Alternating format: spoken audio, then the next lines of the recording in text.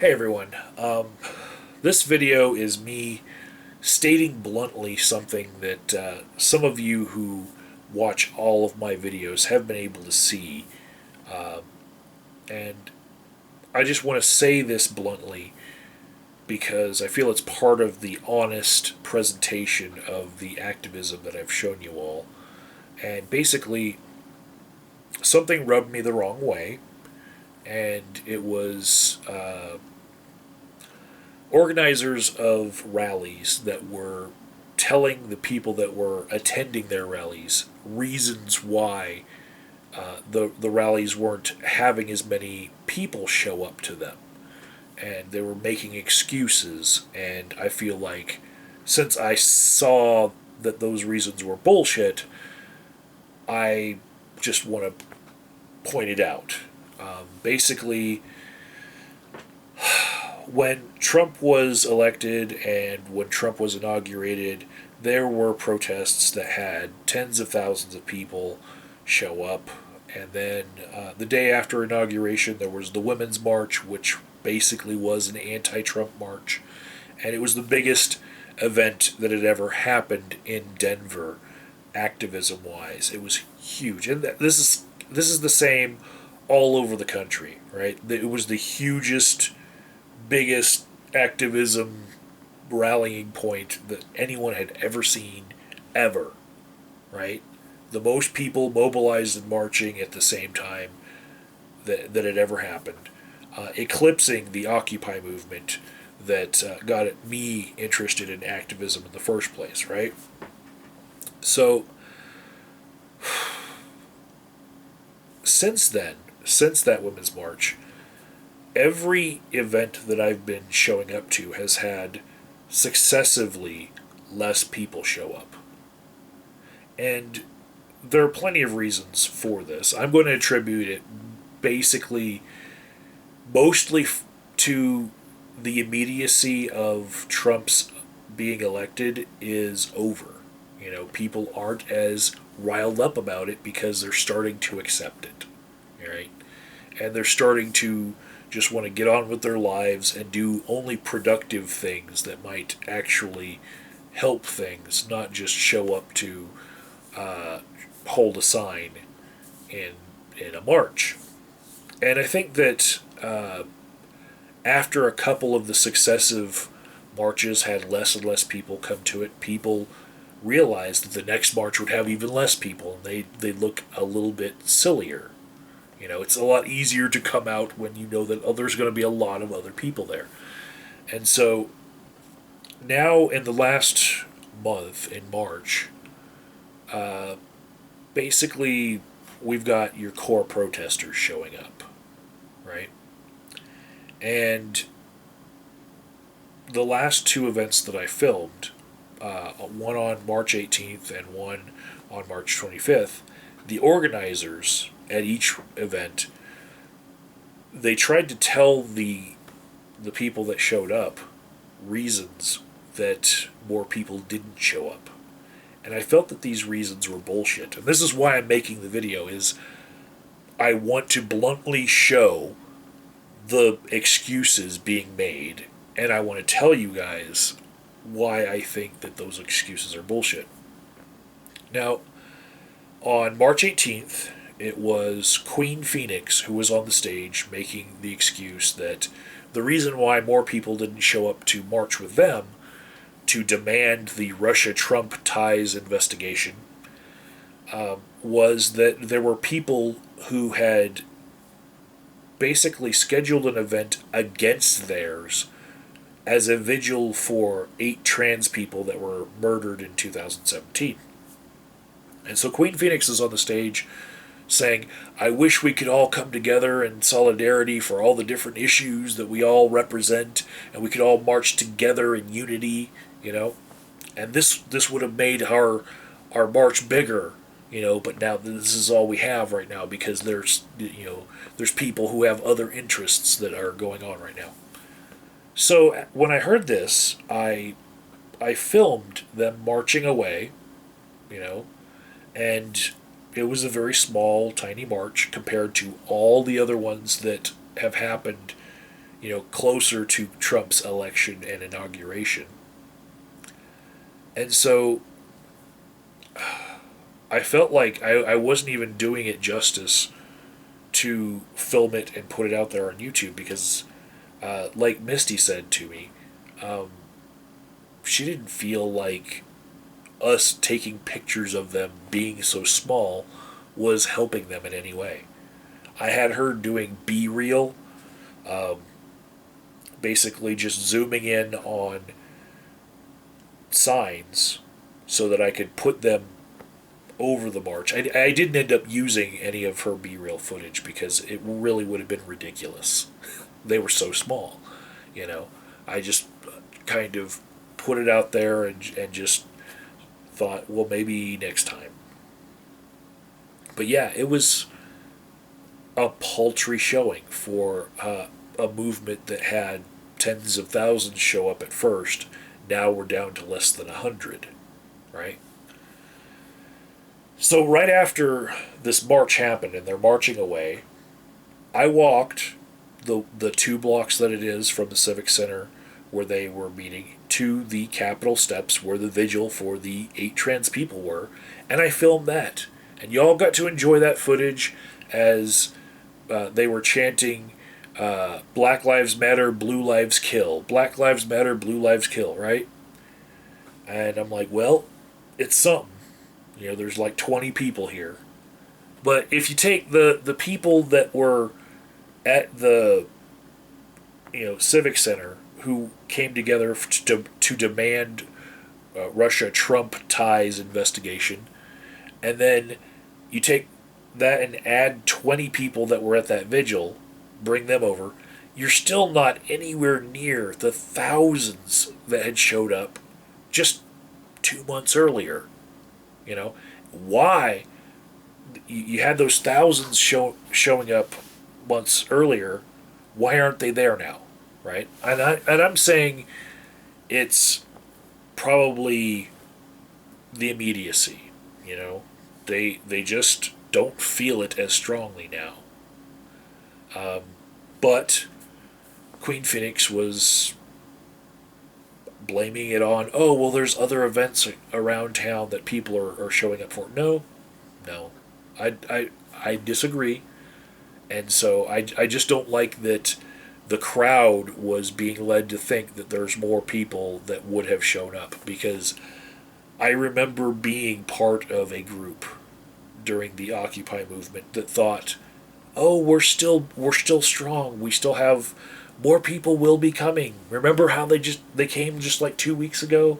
We're going to get stronger and stronger and stronger. And the reality is that these sort of movements, they peter out. People get tired of it.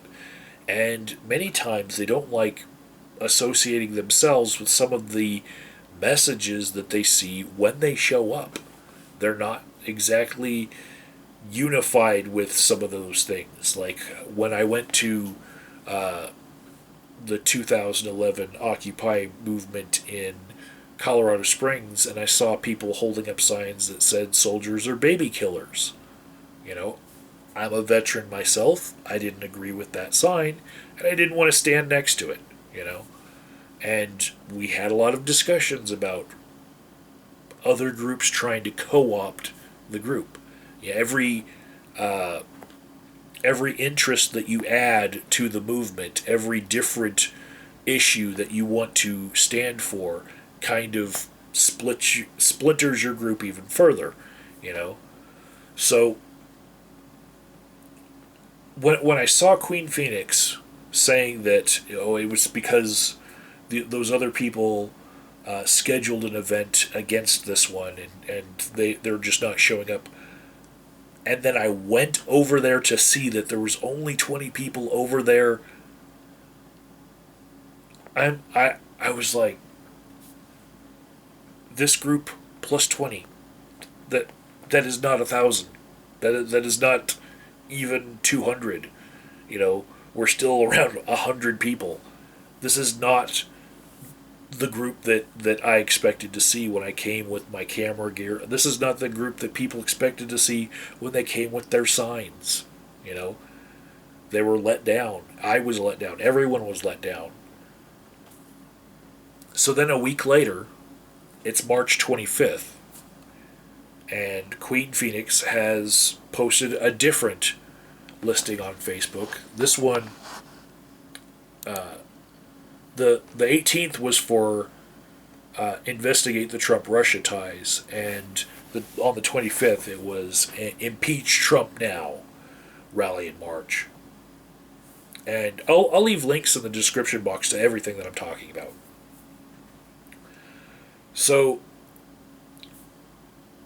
although Queen Phoenix was the one who posted the Facebook event, it was actually Smokey, a different activist who's been involved in things in Denver a little bit longer. She was the one who I had the issue with, because when she was making her excuse for why people hadn't shown up, she was saying, well, there was a blizzard that was forecast and it was supposed to happen, and the blizzard didn't show up, but people were scared to show up because, this blizzard was forecast. And I'm standing there and it's like, it's still warm. It's this freakish warm winter that we were having. Like, people closer to the election and the inauguration were out there marching in below freezing temperatures at all hours of the night. Like, those marches started during the day and they went on through the night. Like, after the bars closed, they were still marching all around town. And that's just not the energy that we're dealing with now. People have accepted a lot of this, and they're just not going to show up in droves anymore. So at the end of this video, I'm just going to put the clips of Queen Phoenix and Smokey making their excuses for why their groups weren't bigger. And I'm just going to say, having gone through ebbs and flows of activists seeing just thousands show up for a day and then decide, you know what, that was nice, but I don't want to do it again. After going through the ebbs and flows of this a couple times, I don't blame Queen Phoenix or Smokey for the fact that people aren't showing up. I only blame them for making excuses to those people who are showing up for why, people aren't showing up, when they're not facing the reality that is, you have to energize people to keep them showing up, and they're just not energized anymore. They're kind of just meh, fading back into their depression, their post-election depression, So here's that footage that I disagreed with. Good afternoon, everyone. Thanks for coming out with me today. I'm Queen Phoenix, and I want to thank you all for coming out today.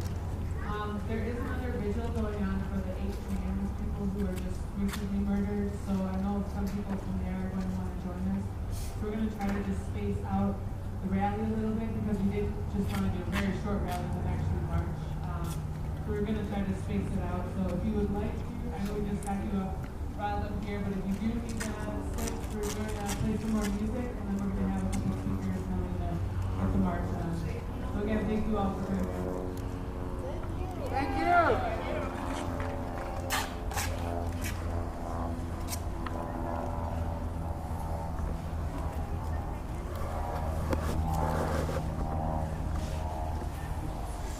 Also, just as we're waiting here, I just want us all to reflect on maybe not why we're specifically here today, but why we are a part of this resistance in general. Because I feel like as the Trump days go on, there are so many things that we can be fighting for and feeling passionate about. It's extremely overwhelming how many things there are, just across the world too, not even just in America.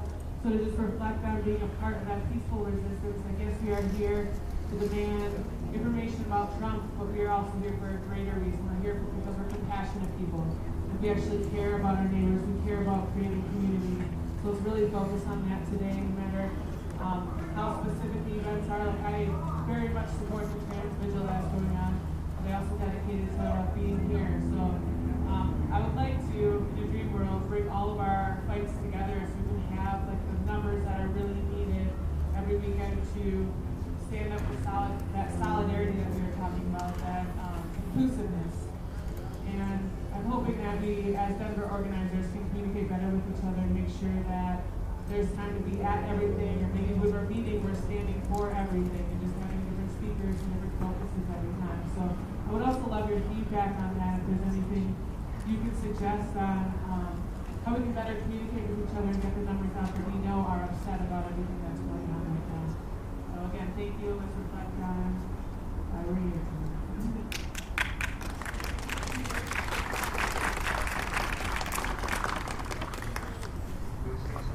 Sorry. Can I get you guys to gather up here? Get closer.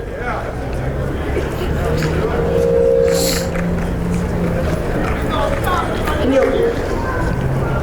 Hey, how you doing? I'm raising a behind on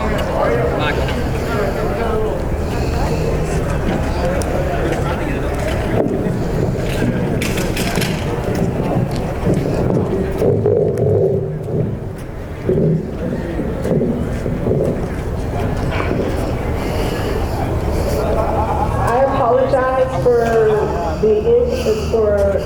there were supposed to be more people here today,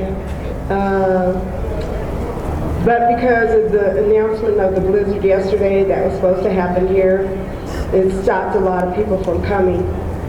So we're going to do the speaking part of this, but I think I'm going to go ahead and cancel the march because there's not enough people to take the streets. So that's what might be happening right at this time. And I apologize. I am doing another event towards the end of April or the beginning of May. It's called Nullify the 2016 Election. So just make sure you guys watch out for that event, and hopefully there will be more people here, okay? So my heart is breaking right now, but it's something that happened, so it couldn't be helped. Thank you, Blizzard. So I'm going to introduce you to my MD, Suzanne, and she's going to start the whole situation.